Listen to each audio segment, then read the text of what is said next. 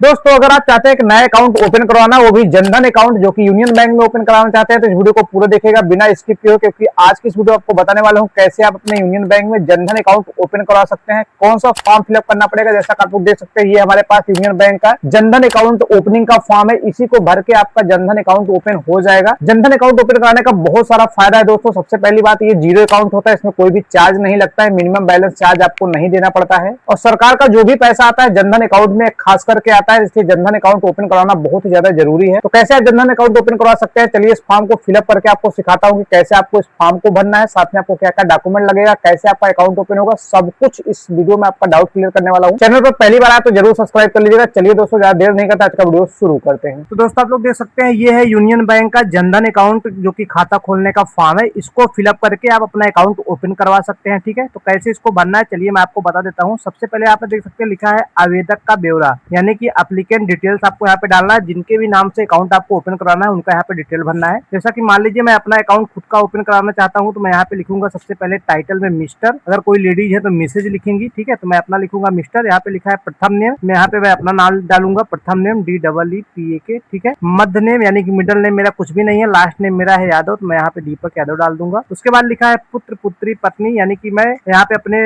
Father का नाम डालूंगा। तो सबसे पहले यहाँ पे टाइटल में लिखूंगा मिस्टर, फिर पिताजी का नाम डालूंगा रामचंद्र यादव। ठीक है, यहाँ पे मैंने लिखा रामचंद्र यादव। आपके भी पिता का नाम जो भी होगा आप यहाँ पे एंटर कर लीजिएगा। फिर लिखा है डेट ऑफ बर्थ, मान लीजिए कि मेरा डेट ऑफ बर्थ ये है, मैं यहाँ पे अपना डेट ऑफ बर्थ डालूंगा। ठीक है, तो ये मैंने यहाँ पे अपना डेट ऑफ बर्थ डाल दिया। फिर लिखा है यहाँ पे जेंडर, मेल या फीमेल पे आपको टिक करना है, तो मैं मेल पे टिक कर देता हूँ। फिर यहाँ पे लिखा है मैरिड, यस या नो पे आपको क्लिक करना है। अगर आप मैरिड हैं तो यस करेंगे, अगर नो है तो नो पे क्लिक करेंगे। ठीक है, यहाँ पे लिखा है फॉर्म 60 या 61, तो आपको हमेशा फॉर्म 60 पे ही क्लिक करना है। अगर आपके पास पैन नंबर है तो आप पैन नंबर डाल दीजिएगा, अगर आपके पास नहीं है तो आप इसको छोड़ भी सकते हैं। वार्षिक आय इसको छोड़ दीजिए, इसमें कोई भी फिलअप करने की जरूरत नहीं है। फिर आ जाइए यहाँ पे केवाईसी अपडेट डॉक्यूमेंट्स के लिए आपको सबसे पहले आइडेंटिटी प्रूफ लिखा है, आपको कौन सा आप डॉक्यूमेंट दे रहे हैं यहाँ पे आपको इंटर करना है। तो जैसा कि मैं आधार कार्ड दे रहा हूँ, मैं यहाँ पे लिखूंगा आधार कार्ड। आप जो भी डॉक्यूमेंट दे रहे हैं आप यहाँ पे लिख दीजिएगा। तो आधार कार्ड आपके पास होगा ही, तो आपको अपना आधार ही देना है, तो यहाँ पे अपना आधार लिख दीजिएगा। उसके बाद आधार कार्ड क्या है, यहाँ पे आधार नंबर आपको डालना है, आपका जो भी आधार नंबर होगा। जैसा कि मान लीजिए मेरा ये आधार नंबर है, तो मैं यहाँ पे अपना आधार नंबर डाल दूंगा, आप भी अपना यहाँ पे आधार नंबर डाल दीजिएगा। फिर यहाँ पे लिखा है ऑक्यूपेशन, यानी कि आपका क्या व्यवसाय है, आप क्या करते हैं, बिजनेसमैन है, प्रोफेशनल है, सर्विस सेवा करते हैं, फिर स्टूडेंट है, जो भी है। मैं स्टूडेंट हूँ, मैं स्टूडेंट पे क्लिक कर दूंगा। आप जो भी करते हैं आप यहाँ पे एंटर कर लीजिए। उसके बाद लिखा है एजुकेशन, एजुकेशन में आप कुछ भी डाल सकते हैं। चलिए मैं यहाँ पे 10th डाल देता हूँ, आप 12th या ग्रेजुएशन जो भी आप डालना चाहे डाल सकते हैं। फिर यहाँ लिखा है धर्म, धर्म में आप हिंदू,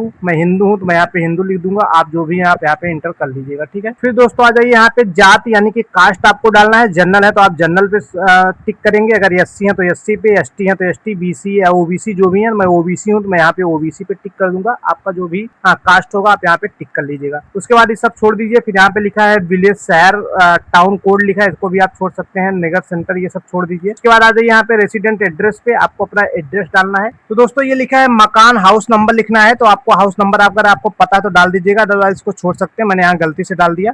उसके बाद फिर यहाँ नीचे देख सकते हैं लिखा है गांव, यानी कि विलेज आपको डालना है, तो यहाँ पे आप लिखेंगे विलेज। फिर आपको यहाँ पे आपका विलेज डाल देना है, जो भी आपके गांव का नाम होगा। जैसे मेरे गांव का नाम सराय रैचंदा है, मैं यहाँ पे सराय रैचंदा डाल देता हूँ। ठीक, उसके बाद लिखा है डिस्ट्रिक्ट, यानी कि आपको अपना जिला डालना है। मेरा जौनपुर जिला है तो मैं यहाँ पे जौनपुर डाल देता हूँ, आपका जो भी होगा आप डाल दीजिएगा। फिर लिखा है पिन, यानी कि आपको अपना पिन डालना है। मेरा 222202 है तो मैं यहाँ पे 222202 डाल दूंगा। फिर यहाँ पे देख सकते हैं लिखा है ब्लॉक, ब्लॉक नेम यानी कि आपका कौन सा ब्लॉक, मेरा ब्लॉक है मुगरा बादशाहपुर, तो मैं यहाँ पे मुगरा बादशाहपुर डाल दूंगा। आपका जो भी होगा आप यहाँ पे एंटर कर लीजिए। उसके बाद लिखा है स्टेट, स्टेट में आप यूपी, मैं यूपी का हूँ तो यूपी डाल दूंगा। मोबाइल नंबर आपको जो भी इंटर करना है आप मोबाइल नंबर यहाँ पे डाल दीजिएगा, मैंने अपना मोबाइल नंबर डाल दिया। फिर यहाँ लिखा है अस्थायी पता, यानी कि परमानेंट। अगर आपका रेसिडेंट एड्रेस यानी कि आप जहाँ पे रह रहे हैं इस टाइम पे वो एड्रेस और आपका परमानेंट एड्रेस, तो आपको यहाँ पे सेम एज डाल देना है। ठीक है, मेरा सेम ही है तो मैं यहाँ पे सेम एज डाल दूंगा, ये आपको फिलअप करने की जरूरत नहीं है। अगर आपका अलग अलग है तो आप यहाँ पे अलग अलग डाल दीजिएगा। ठीक है, इसके बाद आप आ जाइए थोड़ा सा नीचे, एकदम नीचे आएंगे तो यहाँ पे लिखा है आवेदक का नाम, नेम ऑफ एप्लीकेंट, यानी कि जो जिनका भी अकाउंट खुलवा रहे हैं आप उनका नाम डालेंगे। मैं अपना अकाउंट खुलवा रहा हूँ, मैं यहाँ पे अपना नाम डाल दूँ। ठीक है, मैंने डाल दिया अपना नाम। फिर यहाँ पे देख सकते हैं लिखा है छोटे खाते के मामले में फोटो आपको यहाँ पे अपना फोटो चिपकाना है, तो मैं यहाँ पे अपना फोटो चिपका लूंगा। फिर यहाँ पे नीचे लिखा है आवेदक के हस्ताक्षर, यानी कि जो भी अकाउंट ओपन करवा रहे हैं उनका सिग्नेचर करना है। सिग्नेचर आप बहुत ध्यान से करिएगा, इसको याद रखिएगा, क्योंकि इसी सिग्नेचर से आपका पैसा वगैरह सब कुछ निकलेगा। ठीक, चलिए मान लीजिए कि मेरा सिग्नेचर ये है, तो मैंने यहाँ पे अपना सिग्नेचर कर लिया, आप भी अपना यहाँ पे सिग्नेचर कर लीजिएगा। ठीक, बस दोस्तों, इसके अलावा यहाँ पे कुछ भी फिलअप नहीं करना है। ये सब चीजें आपको यहाँ पे अकाउंट नंबर वगैरह ये सब अपना बैंक वाले खुद फिलअप कर लेंगे, बस इतना ही फिलअप करना है। उसके बाद आ जाइए पीछे, इस फॉर्म को पीछे पे पलटिएगा। जैसे आप इस फॉर्म को पीछे पलटेंगे, यहाँ पे लिखा है नामांकन, यानी कि आपको अपना नॉमिनी भी यहाँ पे फिलअप करना है। जो भी जिसको भी आप नॉमिनी बनाना चाहते हैं, नॉमिनी का मतलब है जिसको आप वारिस बनाना चाहते हैं, उनका आपको यहाँ पे नाम लिखना पड़ेगा। अगर आपको कुछ भी हो जाता है, आप नहीं रहते हैं, तो आपको आपके नॉमिनी का पैसा मिल जाएगा। जिनका भी आप नाम डालेंगे उनको यहाँ पे पैसा मिल जाएगा, ये आपको फिलअप करना है। ठीक, तो चलिए दोस्तों देख लेते हैं इस साइड कैसे भरना है। सबसे पहले देख सकते हैं यहाँ पे लिखा है मैं और हम, यानी कि आपको यहाँ पे अपना नाम डालना है। तो चलिए मैं यहाँ पे अपना नाम डाल देता हूँ। मान लीजिए मेरा अकाउंट है, तो मैं यहाँ पे अपना नाम डालूंगा दीपक यादव। उसके बाद लिखा है कि मृत्यु की दशा में यूनियन बैंक ऑफ इंडिया कौन सा शाखा है, आपको वो शाखा डालना है। मेरा मुगरा बादशाहपुर का शाखा है, मैं यहाँ पे मुगरा बादशाहपुर डालूंगा। आप हिंदी इंग्लिश दोनों में भर सकते हैं, कोई भी दिक्कत नहीं है। उसके बाद आ जाइए फिर यहाँ पे लिखा है नेचर ऑफ डिपॉजिट, यानी जमा राशि का प्रकार कौन सा है आपका। तो मेरा सेविंग अकाउंट है, मैं यहाँ पे सेविंग अकाउंट लिख सकता हूँ, या फिर बचत अकाउंट, आप जो भी डालना चाहे आप डाल सकते हैं। तो मेरा सेविंग अकाउंट है, मैं यहाँ पे सेविंग अकाउंट डाल दूंगा। उसके बाद आ जाइए यहाँ पे अकाउंट नंबर आपको डालना है, जो भी आपका अकाउंट नंबर है आप यहाँ पे एंटर कर लीजिएगा। चलिए दोस्तों यहाँ पे अकाउंट नंबर डाल लेता हूँ। जैसा कि मान लीजिए मेरा अकाउंट नंबर ये ऑलरेडी मेरे पास है, मैं यहाँ पे अपना अकाउंट नंबर डाल दूंगा। उसके बाद आ जाइए यहाँ पे नॉमिनी, नेम ऑफ नॉमिनी यहाँ पे लिखा है, किनको आप नॉमिनी बनाना चाहते हैं उनका नाम लिखना पड़ेगा। जैसा कि मान लीजिए मैं अपने भाई को बनाना चाहता हूँ, तो मैं यहाँ पे लिखूंगा मिस्टर। अपने भाई का नाम यहाँ पे प्रथम नेम लिखा है, यानी कि फर्स्ट नेम जो भी है। तो मेरा अजय यादव मेरे भाई का नाम है, तो मैं यहाँ पे लिखूंगा अजय और लास्ट नेम पे यादव डाल दूंगा। तो जिनको भी आप नॉमिनी बनाना चाहते हैं उनका नाम लिखेंगे। फिर यहाँ पे लिखा है जमाकर्ता के साथ संबंध, यानी कि क्या उनका संबंध है। तो ये मेरा भाई है, तो मैं यहाँ पे लिखूंगा ब्रदर। आपका जो भी संबंध होगा आपके नॉमिनी से, वहाँ पे उनका संबंध यहाँ पे डाल दीजिएगा। फिर लिखा है एज, कितनी एज होगी। तो लगभग मेरे भाई की एज अगर मान लीजिए 25 साल है, तो मैं यहाँ पे 25 डाल दूंगा। आपका जो भी एज होगा आपके नॉमिनी का, वहाँ पे एज डाल दीजिएगा। उसके बाद लिखा है मकान हाउस नंबर, इसको आप छोड़ सकते हैं। अगर आपका हाउस नंबर है तो आप डाल दीजिए, अदरवाइज इसको छोड़ दीजिए। मेरा हाउस नंबर नहीं है, मैं इसको छोड़ देता हूँ। फिर यहाँ पे लिखा है गांव शहर का नाम, यानी आपको अपने नॉमिनी का यहाँ पे गांव डालना है। तो मेरे नॉमिनी का जो गांव है, विलेज है, ये है सराय रविचंदा। तो मैं यहाँ पे सराय रविचंदा लिख देता हूँ। ठीक है, आपके भी नॉमिनी का जो भी नाम होगा आप यहाँ पे एंटर कर लीजिए। फिर यहाँ पे देख सकते हैं बगल में लिखा है ब्लॉक, कौन सा ब्लॉक है। तो मेरा मुगरा बादशाहपुर का ब्लॉक है, तो मैं यहाँ पे मुगरा बादशाहपुर डालूंगा। फिर यहाँ पे लिखा है डिस्ट्रिक्ट, यानी कि जौनपुर।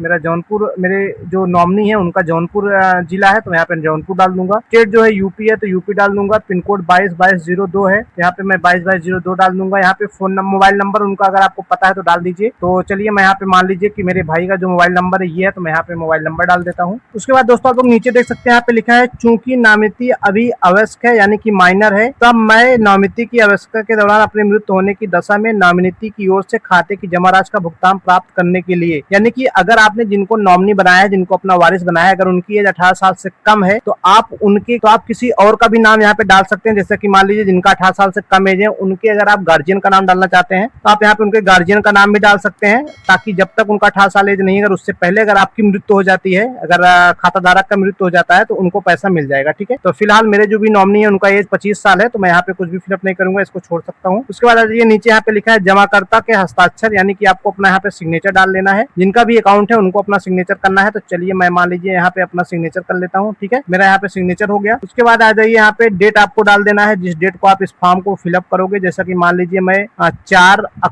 4 अगस्त 2026 को जमा करूंगा, तो मैं यहाँ पे 4 अगस्त 2026 डाल दूंगा। उसके बाद प्लेस आपको डाल देना है, आपका ब्रांच जहाँ पे, मेरा ब्रांच मुगरा बादशाहपुर है, तो मैं यहाँ पे मुगरा बादशाहपुर डाल देता हूँ। आपका ब्रांच जहाँ भी होगा आप यहाँ पे इंटर कर लीजिएगा। ठीक है, तो दोस्तों ये है जनधन अकाउंट का ओपनिंग का फॉर्म है। इसको कैसे फिलअप करना है मैंने आपको बहुत ही आसान भाषा में सिखा दिया। आशा करता हूँ आप समझ गए होंगे कैसे इस फॉर्म को भरना है। आपको यहाँ पे इस साइड में आपको पूरा अपना डिटेल्स भर देना है, और पीछे की साइड में आपको अपने नॉमिनी का पूरा डिटेल्स भर देना है। और आपको यहाँ पे एक फोटो लगा देनी है, साथ में अपना आधार कार्ड, पैन कार्ड लेके और एक फोटो लेके चले जाना है। अपने छोटी शाखा में, जो भी आपके नजदीक में आपका बैंक अकाउंट होगा यूनियन बैंक का, उस पे चले जाना है और आपका जनधन अकाउंट ओपन हो जाएगा बहुत ही सिंपल तरीके से। ठीक है, तो आशा करता हूँ आपको वीडियो पसंद आएगा। अगर पसंद आए तो लाइक करिएगा, चैनल पर पहली बात तो जरूर सब्सक्राइब करिएगा। अगर आपको कोई भी कंफ्यूजन है अपना जनधन अकाउंट ओपन करवाने में, तो आप हमें कमेंट कर सकते हैं, मैं उसका जवाब 100% दूंगा। चलिए दोस्तों मिलते हैं नेक्स्ट वीडियो में एक और नए वीडियो के साथ, तब तक के लिए अपना ख्याल रखिएगा।